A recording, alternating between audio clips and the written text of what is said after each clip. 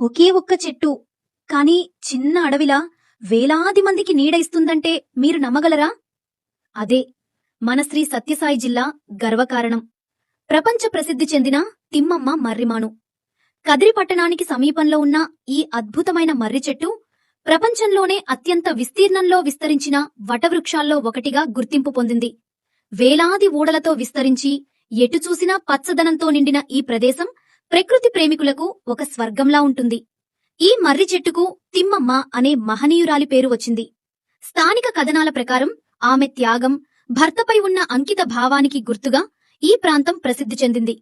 కాలక్రమేణా ఈ చెట్టు విస్తరిస్తూ నేడు వేలాది మంది సందర్శించే చారిత్రక పర్యాటక ప్రదేశంగా మారింది.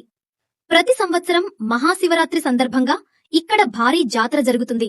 ఆంధ్రప్రదేశ్తో పాటు తెలంగాణ, కర్ణాటక, తమిళనాడు వంటి రాష్ట్రాలుంచి కూడా భక్తులు, పర్యాటకులు ఇక్కడికి వస్తుంటారు. తిమ్మమ్మ మర్రిమాను కేవలం ఒక చెట్టు కాదు.